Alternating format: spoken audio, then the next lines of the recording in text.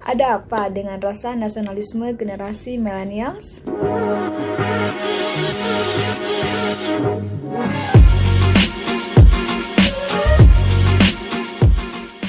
Tahun 1945 silam, Indonesia memproklamasikan kemerdekaannya. Teks yang dibacakan oleh Insinyur Soekarno dengan lantang itu menandai awal Indonesia sebagai sebuah negara yang merdeka. Jauh sebelum proklamasi kemerdekaan, beragam upaya dilakukan untuk menyatukan diri dan merdeka menjadi cita-cita luhur orang-orang yang berada di wilayah yang di kemudian hari disebut Negara Kesatuan Republik Indonesia. Kebangkitan dan kemerdekaan Indonesia pada abad 20 tidak lepas dari peran penting pemuda-pemudi nasionalis yang di dalam dadanya berkobar rasa cinta untuk tanah air. Lalu, bagaimana dengan generasi milenial? Tak bisa dipungkiri bahwa masih ada pemuda-pemudi yang menaruh peduli terhadap bangsanya saat ini. Namun, jika dibandingkan dengan zaman dahulu, tampaknya sangat jelas terlihat. Pemuda-pemudi zaman dahulu yang rela mengorbankan darahnya untuk negeri ini sangatlah besar jasanya. Tinggallah kita untuk menjaganya. Namun, pada kenyataannya, rasa nasionalisme pada generasi milenial sudah sangat memudar. Karena banyak pengaruh asing yang masuk ke Indonesia, sehingga sekat-sekat perbedaan antara bangsa Indonesia dengan bangsa lainnya semakin hari semakin memudar.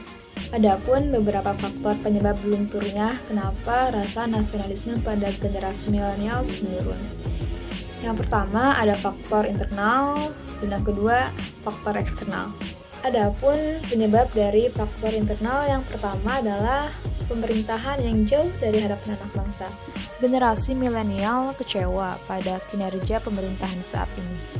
Terkuaknya kasus-kasus korupsi, penggelapan uang negara, dan penyalahgunaan kekuasaan oleh pejabat tinggi negara membuat para pemuda enggan untuk memperhatikan lagi pemerintahan.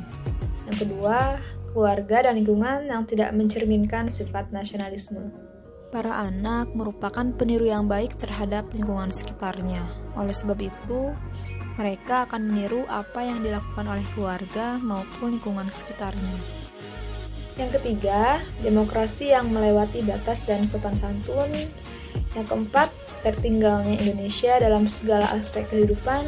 Dan yang terakhir, timbulnya etnosentrisme. Banyak para generasi milenial yang menganggap sukunya lebih baik dari suku-suku lainnya, membuat anak lebih mengagungkan daerah atau sukunya daripada persatuan bangsa.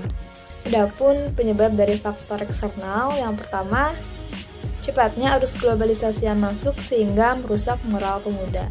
Dan yang kedua, terdapatnya paham liberalisme yang dianut oleh negara-negara luar. Lalu, upaya apa yang bisa dilakukan untuk menumbuhkan rasa nasionalisme pada generasi milenial? Adapun beberapa upaya yang bisa dilakukan, yang pertama dari peran keluarga, yang kedua peran pendidikan, dan yang ketiga dari peran pemerintah. Pada akhirnya, kita sendirilah yang memutuskan mau dibawa kemana negeri tercinta kita ini. Karena pada hakikatnya, rasa nasionalisme yang dibangun haruslah bisa diarahkan untuk mengatasi permasalahan, bagaimana bersikap adil, jujur, berani melawan kesewenang-wenangan, toleran, tidak korupsi, dan masih banyak lagi. Bila tidak, artinya kita sudah tidak bisa lagi mempertahankan eksistensi bangsa dan negara dari kehancuran total dan ketertinggalan dari negeri lain.